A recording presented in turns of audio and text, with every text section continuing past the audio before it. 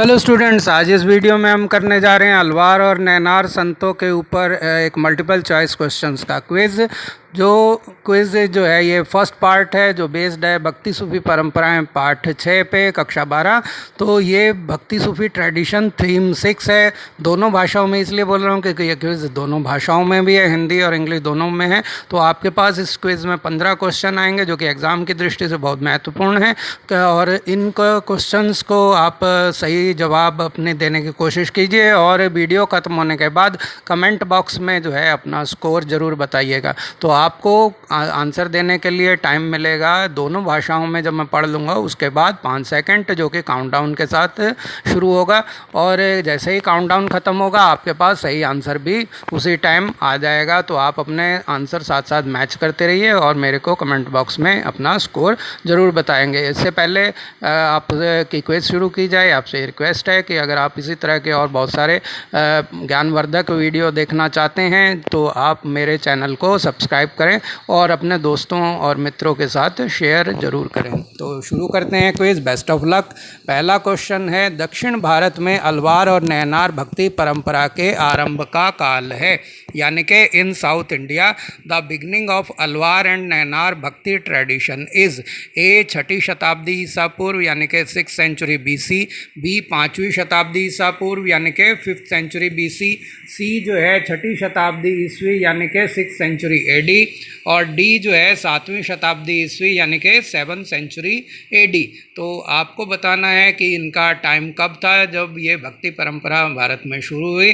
तो उसके लिए आपका समय शुरू होता है अब।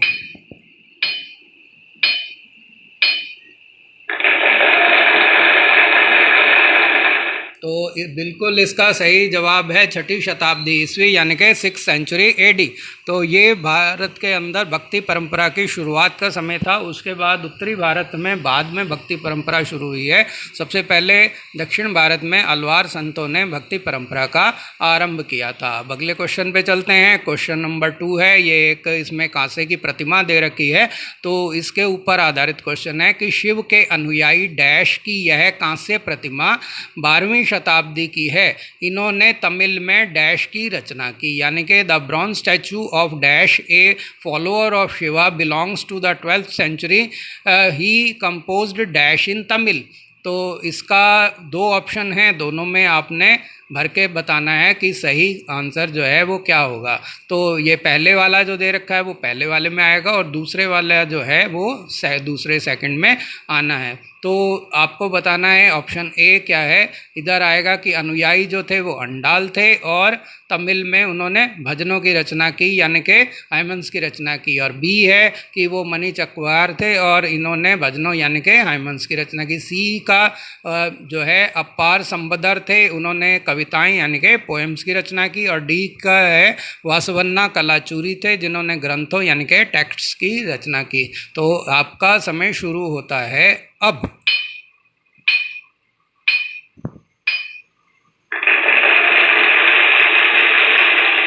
तो इसका सही जवाब है मणि चक्कार जिन्होंने भजनों यानी कि हेमंस की रचना की। तो बी ऑप्शन जो है वो सही ऑप्शन है।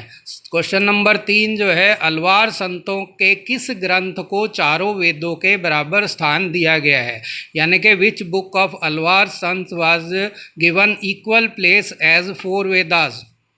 तो ये बताना है आपको कि जो अलवार संतों का कौन सा ग्रंथ था जिसे जो है आर्यों के 4 वेद जो हैं उन वेदों के बराबर का माना गया है दक्षिण भारत के अंदर, क्योंकि वहाँ द्रविड़ संस्कृति है। तो द्रविड़ संस्कृति और आर्य संस्कृति में तो उनका ग्रंथ जो है आर्यों के 4 वेदों के बराबर है। तो ऑप्शन ए है पादुका सहस्त्रम, और बी ऑप्शन है राघव यादवियम, और सी जो है त्वरम, और डी जो है नलयिरा दिव्य प्रबंधम।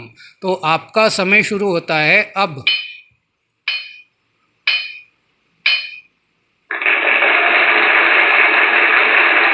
तो इसका सही जवाब है डी, नल ये दिव्य प्रबंधम। तो ये जो है ऑप्शन जो है ठीक है। इसमें ये जो पुस्तक है इसे चारों वेदों के बराबर का स्थान दिया गया है। इसमें सभी अलवार संतों की वाणी जो है संग्रहित की गई है। तो क्वेश्चन नंबर 4 है, एकमात्र अलवार महिला संत डैश थी, यानी कि the only Alvar female Sant was dash. तो ऑप्शन आपके हैं अंडाल ए, और बी जो है करिकाल अम्मियार, सी जो है मीराबाई, और डी जो है पोइगल अजवार। तो आपका समय शुरू होता है अब।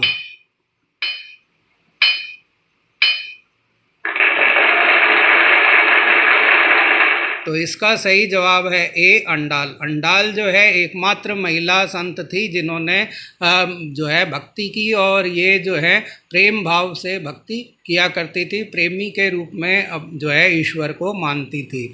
अगला क्वेश्चन जो है क्वेश्चन नंबर 5 है, अंडाल स्वयं को डैश की प्रेयसी मानकर अपनी प्रेम भावना को छंदों में व्यक्त करती थी, यानी कि Andal use to express his love in interest in verses consider himself as the beloved of dash. तो वो किसके को अपना प्रेमी मानती थी, उनका जो है नाम आपको बताना है। तो ए जो है शिव, बी राम, सी ब्रह्मा, और डी विष्णु। तो आपका समय शुरू होता है अब।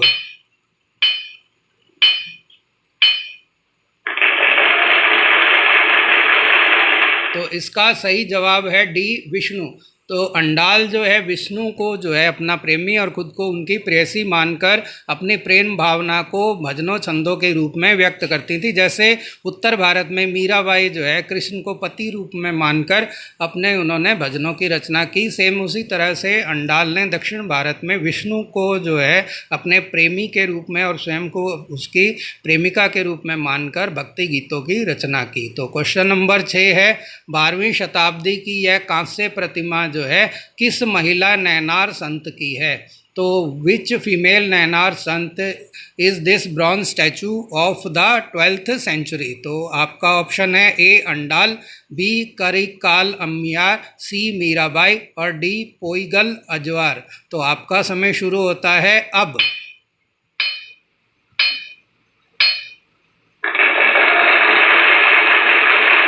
तो इसका सही जवाब है बी, करिकाल अम्मियार। तो ये जो महिला संत हैं ये नैनार संत थी, और इन्होंने जो है काफ़ी जो है भक्ति छंदों की रचना जो है उस वहाँ की स्थानीय भाषाओं में की है, और इनका भक्ति के रूप में स्थान जो है दक्षिण भारत में बहुत उच्च है। तो क्वेश्चन नंबर 7 है, नैनार संतों की कुल संख्या डैश है, यानी कि the total number of Nayanar sant is ए 10 यानी कि 10, बी 12 यानी कि 12, सी 69 यानी कि 69, और डी जो है 21 यानी कि 21। तो आपका समय शुरू होता है अब।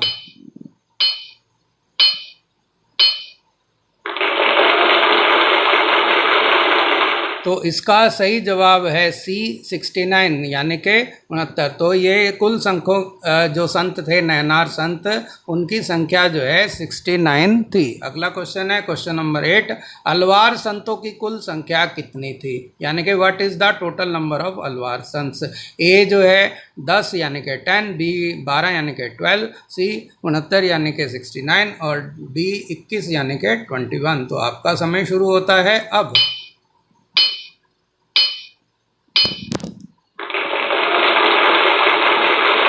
तो इसका सही जवाब है बी 12, यानी कि टोटल अलवार संत जो थे 12 संत थे, जिनमें 11 पुरुष और 1 महिला संत थे, जिनका नाम हम पहले बता चुके हैं कि उनका नाम अंडाल था।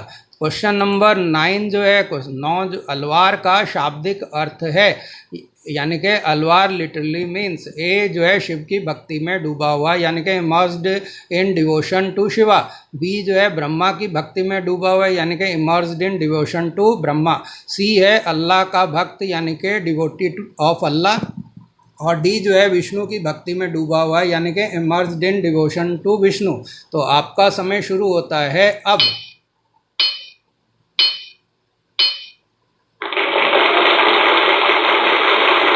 तो इसका सही जवाब है डी, विष्णु की भक्ति में डूबा हुआ।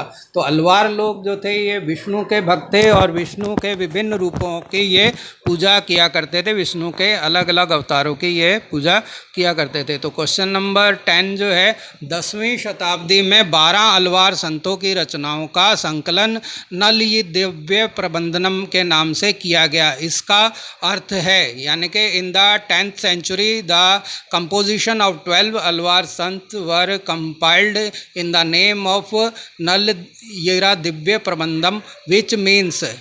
तो ऑप्शन ए है 4000 पवित्र रचनाएं यानी कि 4000 होली क्रिएशंस, बी जो है 12000 पवित्र रचनाएं यानी कि 12000 होली क्रिएशंस, सी जो है 9000 पवित्र रचनाएं यानी कि 9000 होली क्रिएशंस, और डी जो है 900 पवित्र रचनाएं यानी कि 900 सेक्रेड क्रिएशंस। तो आपका समय शुरू होता है अब।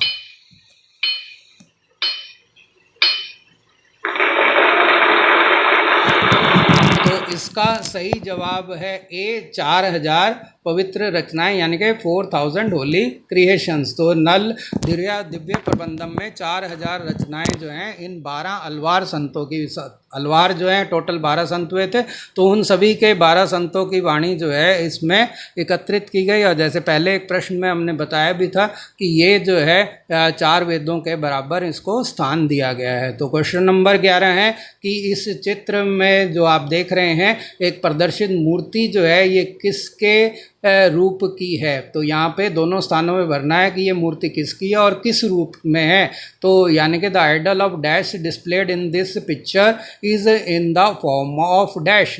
तो पहले स्थान पे आएगा जैसे ये मूर्ति शिव की है और नागराज रूप में है, या फिर बी में आएगा कि शिव की है और नटराज रूप में है, या फिर आएगा कि ये विष्णु की है और मोहिनी रूप में है, या अर्जुन की मूर्ति है जो कि नर्तक के रूप में है। तो आपका समय शुरू होता है अब।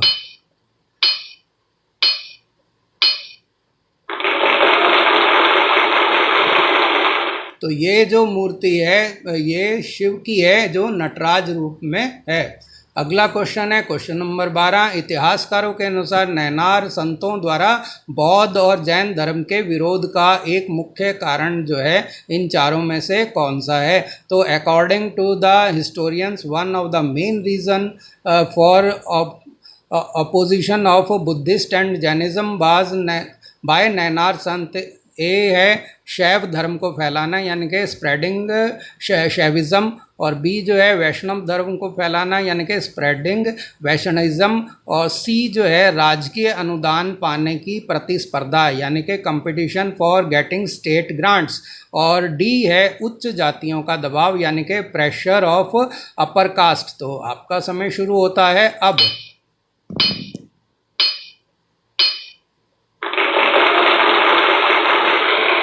तो इसका सही जवाब है सी, राजकीय अनुदान पाने की प्रतिस्पर्धा यानी कि competition for getting state grant. यहाँ ये बात तो है कि ये जो नैनार संत थे वो अपना धर्म जो है शैव धर्म को मानने वाले थे और उसको वो फैलाना तो चाहते थे, लेकिन ये सभी जो संत हैं वो अलग अलग समय में हुए हैं, अलग अलग स्थानों पर हुए हैं। तो और इन्होंने अपने स्वयं में रहकर ही इनका पालन किया है। तो इनका कोई बहुत ज़्यादा बड़ा उद्देश्य नहीं था कि शैव धर्म को फैलाया जाए, लेकिन उस समय जो वहाँ पे जो शासक थे, पांडे, चेर और चोल वगैरह शासक थे, उनसे अनुदान पाने के लिए जो है ये बौद्ध, जैन और नैनार संत जो हैं आपस में प्रतिस्पर्धा करते थे और राज्य के अनुदान को पाने के लिए उनके निकट रहने का कोशिश जो है वो करते थे और एक दूसरे का विरोध भी करते थे, ऐसा इतिहासकारों का मानना है। तो क्वेश्चन नंबर 13 है कि 10वीं शताब्दी में अप्पार, समंदर और सुंदरार की रचनाओं का संकलन डैश में किया गया, यानी कि in the 10th century the composition of Appar's, Sambandar and Sundarar were compiled in dash. तो ए जो है पादुका सहस्त्रम, बी जो है राग यादवियम, सी जो है त्वरम और डी जो है नल यीरा दिव्य प्रबंधम। तो आपका समय शुरू होता है अब।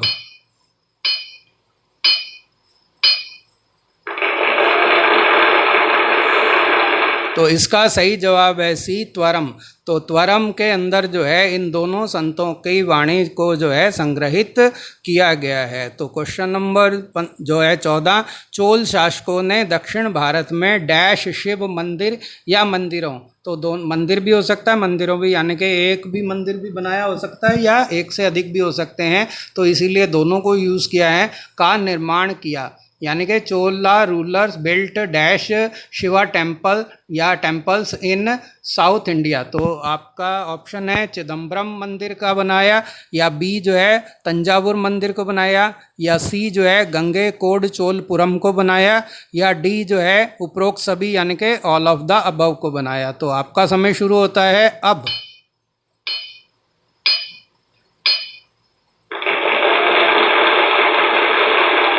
तो इसका सही जवाब है डी, उपरोक्त सभी, यानी कि चोल शासकों ने इन तीनों मंदिरों का निर्माण जो है दक्षिण भारत में करवाया था। तो अगले क्वेश्चन पे चलते हैं, जो इस वीडियो का लास्ट क्वेश्चन भी है, कि 1945 ईस्वी के एक अभिलेख से पता चलता है कि चोल शासक डैश, यहाँ उसका नाम लिखना उस चोल शासक का, ने संत कवि अप्पार समंदर और सुंदरार की धातु प्रतिमाएं एक शिव मंदिर में स्थापित करवाई।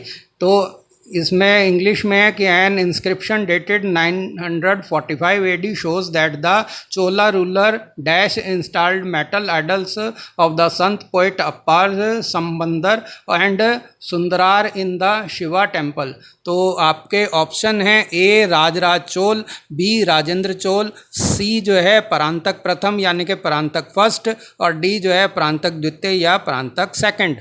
तो आपका समय शुरू होता है अब।